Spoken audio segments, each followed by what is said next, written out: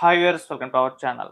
జగన్మోహన్ రెడ్డి గారు వల్లభనేని వంశీ ములాఖత్ తర్వాత హ్మ్. బయటకొచ్చి ప్రెస్‌తో మాట్లాడుతూ పోలీసుల పైన కొంత వ్యాఖ్యలైతే చేయడం జరిగింది. ఇప్పుడు ఇది కాంట్రోవర్సీ క్రియేట్ చేయడం చాలా చర్చనీయాంశంగా మారింది. జగన్మోహన్ రెడ్డి గారి పైన విమర్శలు కూడా వస్తున్నాయి. అంటే పోలీసుల్ని బట్టలు ఊడదీసి నిలబెడతాం అన్న సెన్స్‌లో ఆయన మాట్లాడడం ఇప్పుడు తీవ్ర వివాదాస్పదంగా మారిపోయింది. ఇప్పుడు ఇదే అంశం మీద డిస్కస్ చేయడానికి ప్రెజెంట్ మనతో పాటు సీనియర్ పోలీస్ ఆఫీసర్ రెడ్డన్న గారు ఉన్నారు. వారి మాటలో ఒకసారి జగన్మోహన్ రెడ్డి గారి వ్యాఖ్యలను ఏ విధంగా చూడొచ్చో తెలుసుకునే ప్రయత్నం అయితే చేద్దాం. నమస్కారం సార్. నమస్కారం అండి.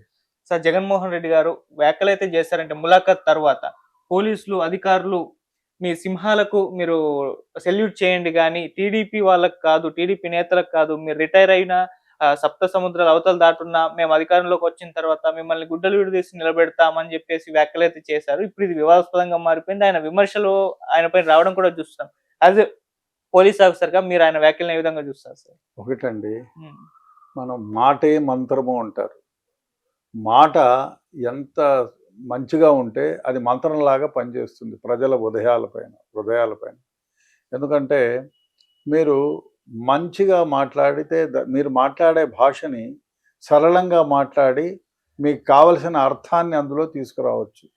మిమ్మల్ని బట్టలూడ బెరికి తంతాను అని మాట్లాడడం సమంజసం కాదు, యోగ్య పదం కాదు. అది మంచి పద్ధతి కూడా కాదు. ఎందుకంటే ఒక సీఎం స్థాయిగా పనిచేసిన వ్యక్తి పోలీస్ డిపార్ట్మెంట్‌ని ఇంత ఇదిగా తోలనాడడం బాగా అనిపించలా. ఎందుకంటే నేను కూడా దాదాపు 9 మంది సీఎంల దగ్గర పనిచేశాను.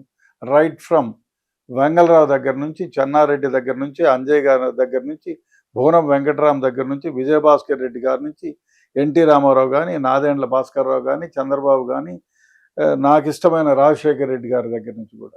నాకు రాజశేఖర్ రెడ్డి గారు 1979 నుంచి తెలుసు. నాది కడప జిల్లానే. సో అందరూ కూడా చాలా, వీళ్ళు మాట్లాడే భాష ఎంత సరళంగా, ఎంత ప్రేమగా ఉంటుందో, మృదువుగా ఉండి అంత కఠినతరంగా ఉన్న పరిస్థితులు ఉన్నాయి.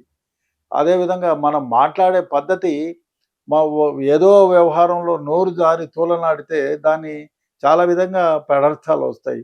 బహుశా ఆయన ఏదో అనబోయి ఏదో అన్నాడా, లేకపోతే ఉద్దేశపూర్వకంగా అన్నాడా అనేది చాలా చర్చనీయంగా మారింది. ఏదేమైనా పోలీసులను బట్టలు ఊడదీరికి పంపిస్తాను, బట్టలు ఊడదీస్తాను, బట్టలు ఊడదీరికి ఏమో చేస్తాను అనడం భావ్యం కాదు. బహుశా ఆయన మిమ్మల్ని అంటే ఆయన ఉద్దేశం అది ఉండొచ్చు, వేరే విధంగా ఉండొచ్చు. బట్ కమ్యూనికేషన్ ఆఫ్ లాంగ్వేజ్ చాలా కఠినతరంగా ఉంది అది.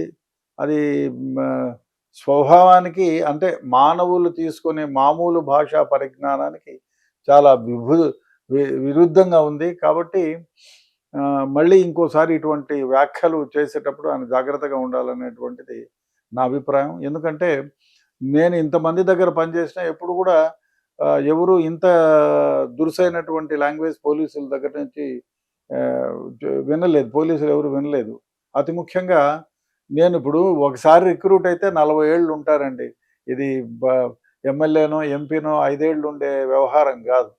40 ఏళ్ళు ఉంటారు, 45 ఏళ్ళు ఉన్నోళ్ళు ఉన్నారు సర్వీస్లో.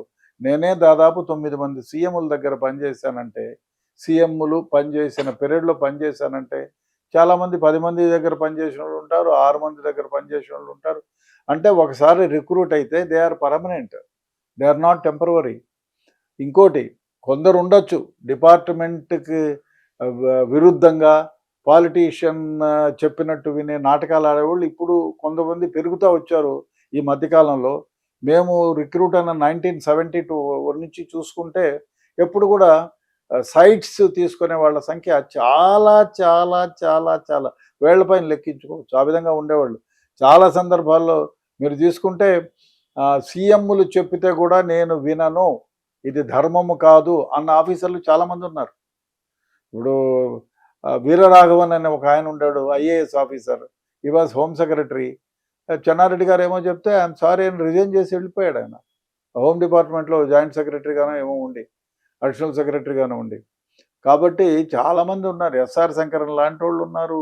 చాలామంది పోలీస్ డిపార్ట్మెంట్లో చాలా మంచి నిక్కచ్చితంగా పనిచేసిన వాళ్ళు ఉన్నారు. అందరూ చాలా ఎక్కడో ఈ మధ్యకాలంలో ఏదో పదవులకు ఆశపడో, లేదు మంచి పోస్టింగులకు ఆశపడో పొలిటీషియన్స్ వెంట తిరిగి వాళ్ళు చెప్పిన పనులు నీచాతి నీచమైన వాళ్ళు చెప్పిన పనులు చేసిన వాళ్ళు కొందరు ఉండొచ్చు, కాదన్ను. అంత మాత్రం చేత పోలీస్ డిపార్ట్మెంట్ అందరినీ ఒక ఘాటును కట్టేయడం మంచిది కాదు. హానెస్ట్గా ఉండేవాళ్ళు ఉన్నారు, సిన్సియర్గా ఉండేవాళ్ళు ఉన్నారు, తమ ప్రాణాలను అడ్డుపెట్టి డిపార్ట్మెంట్కు సేవ చేసిన వాళ్ళు ఉన్నారు. అంత మాత్రం చేత అందరినీ ఒకే ఘాటును కట్టేయడం మంచిది కాదు. అది మంచి వ్యాఖ్య కూడా కాదు.